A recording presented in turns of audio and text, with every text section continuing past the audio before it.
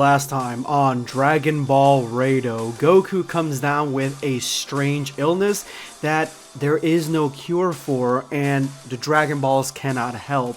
I have the entire first episode for this brand new Dragon Ball fan manga, Dragon Ball Raido, in the description below in the top comment. Make sure you go ahead and check out that episode. I dropped it yesterday. That way you guys are caught up and know exactly what's going on in today's video. I'm gonna leave a link. Go ahead and check it out. Gohan stands shocked. Only 2 hours. That's not enough time for Goku to stay with the living, let alone any time for them to get any help for him, including the Dragon Balls. With the rest of the Z Fighters understandably upset, Vegeta is out of there. He doesn't want any part of this. Remember, in the original version of this, in the Trunks special, Vegeta was upset that Goku was sick and that he passed away, and so I'm pretty sure that's what's going on here. Piccolo returns and he has brought one Senzu Bean. Now the Senzu Bean only regenerates damaged tissue, it won't cure Goku, but Bulma theorizes that regenerating his damaged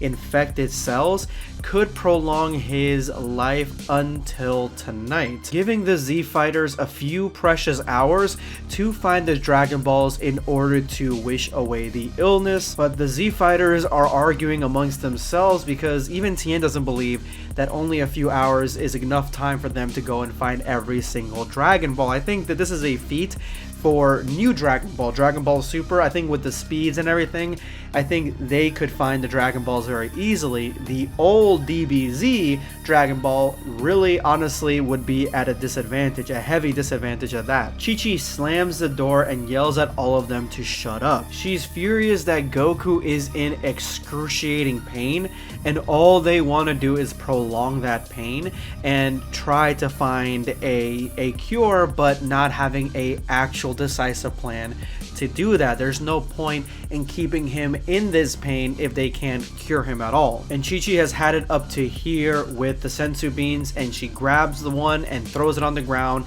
stomping on it, crushing it, and ending the Senzu Bean debate right there and then. Gohan and Yamcha are furious at Chi-Chi, but Krillin agrees with her.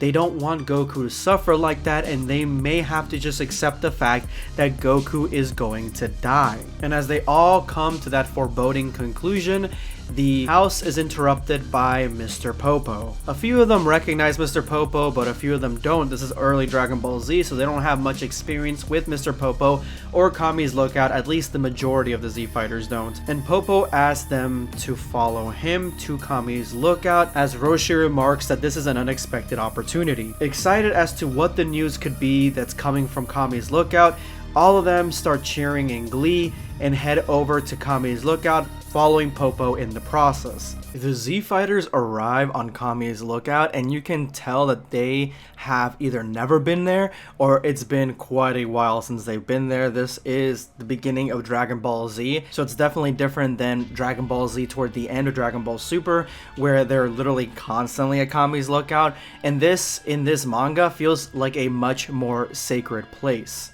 Piccolo even warns them, "We are in the sanctuary of Earth's gods.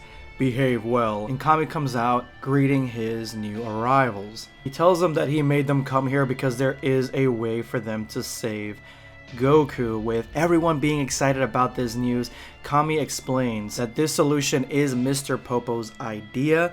As Guardian of Earth, he can't interfere with any of these problems, which is something that he lets go of down the line in Dragon Ball Z. But Earth owes Son Goku a debt of gratitude, so there is no time. This is what needs to be done. Popo begins to explain the hyperbolic time chamber, or the room of spirit and time. It is where Goku went to train as a boy. It is a training ground in another location.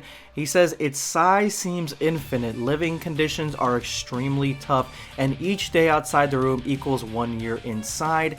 To everyone being shocked that this is a thing, this is well before the Android Saga, or at least the Cell Saga, so of course they don't know anything about the Room of Spirit and Time as of yet. They're not using it like their own personal training ground like it later becomes. This is much more of a spiritual and mysterious place. And this is where the bombshell comes into play. Mr. Popo explains that even though the room seems immense, in reality it is not infinite. There is a world outside of its borders. To everyone's shock, even Piccolo did not know about this other world in the hyperbolic time chamber. But let me be clear, Mr. Popo explains, that no one has succeeded in reaching this plane, this new dimension, this new world. And he's basically saying this because he's trying to explain how hard and difficult this journey possibly could be. The world is called the Everlasting Winter, and it's the kingdom of Odin, the Supreme Kai of Winter. We are way before Supreme Kais are even mentioned in DBZ, so that's probably why everybody is shocked. The Supreme Kais are the creators of everything and the most powerful beings in the universe. Nowadays there's only one left, but millions of years ago they were numerous. At the time, Odin, the most evil of the Supreme Kais, tried to take power over our universe. To stop him, all the Supreme Kais split our dimension and trapped him in a bubble universe. The hyperbolic time chamber is the sealed bridge between our two worlds. Odin must have transformed this prison into his kingdom, reigning as the almighty god of an icy world. This plan seems a lot more treacherous than any of the other ones they had come up with, and it doesn't really explain how to save Goku. So Mr. Popo continues, in this world lives Ear, the Supreme Kai of Medicine. Before the split of our universe, Odin imprisoned Ear and forced him to create the Water of Urdur, the Water of Immortality, the cure to death itself. Isn't that what Garlic Jr. was looking for? Something along those lines? I don't know, I haven't watched Dead Zone in a minute. So, Piccolo states the obvious. If this universe holds one of the most powerful evil beings who ever lived, this can't be good. Reach the border of the hyperbolic time chamber, enter the world of everlasting winter, find and save the Supreme Kai Ear, and you will have a chance to save Son Goku. It's like, how far will you really go to save Goku? Will you let him die and that be on your hands? That's exactly what happened in some universes. So this is almost like a multiverse event here. What are you going to do?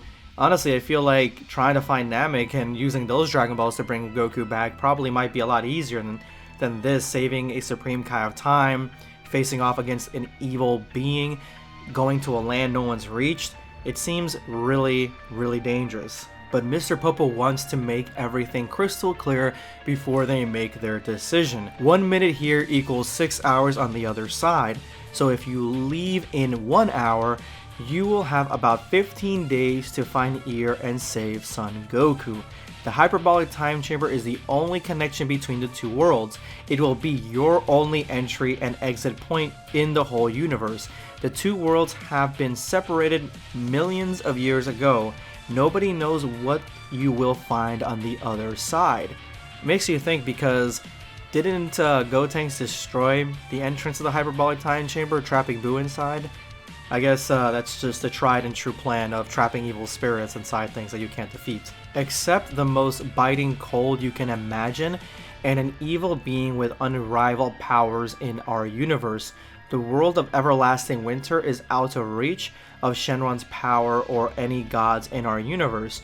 Don't expect any help, communication, or resurrection. If you die on the other side, space and time of the two dimensions are mutually exclusive. In other words, disappearing on the other side will erase any trace of your existence here forever. This is a tall order. I must say, I've seen Dragon Ball missions through either the main anime and manga, and more specifically a lot, at least hundreds at this point, multiple hundreds of fan mangas and fan animations, and this is probably the most the hardest mission that I've seen to date. It seems very hostile and with a very low chance of success. I can't wait. It's a suicide mission. You guys like my Yamcha impression? Yeah, that's what I believe Yamcha was sounding like when he said this. I would do anything to save Goku, but it's a really long shot. Blindly diving in the nightmare, our rate of success is close to 0. Goku would never agree to let one of us die to save his life. So that's it? Shit! It looks like they're all speaking sense. Goku wouldn't want this for anybody. He'd just want to die, honestly, and go to King Kai's planet and train. That's like the the main crux of this whole thing is that Goku really wouldn't want to be resurrected ideally. He wants to go and train more for years and years and years. Understood. You made your choice. I invite you to go back home. This palace is a sacred place. Please leave now. Wow, completely different vibe, Kami's Lookout, than it was back in the day. Or, I mean, in the future, Dragon Ball Z, because this is more like you guys were invited to hear this, you guys are not going to do it, get off my lawn. To the surprise of everyone, Gohan says, I'll go. Gohan, being the OG, triple OG MC of early Dragon Ball Z, says he wants to take the risk. Chi-Chi absolutely forbids it, but Gohan tells her, I'm sorry, but he has to go. I don't know why, but I think I know I can save him. To Chi-Chi's crying fit on top of Bulma, like actually immediately giving up on this idea of letting her son almost die, maybe never to be seen again. I really think that in the characterization of Chi-Chi, I love the artwork and I love each character, the way they are initiated here, but I feel like Chi-Chi, who just destroyed the Senzu Bean to not prolong Goku's life, I do think that Chi-Chi would not let Gohan go. That's just the way I see it. Kami, I will find this ear guy and bring back a cure to save my dad. You seem determined.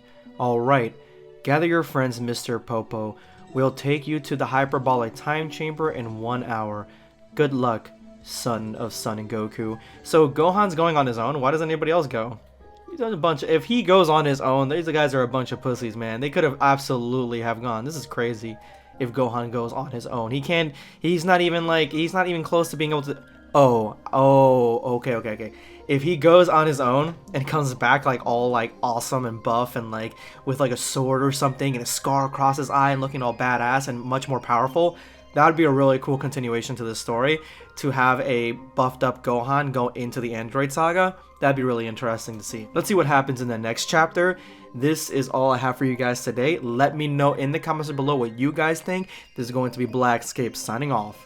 Take care, guys. Subscribe for more content.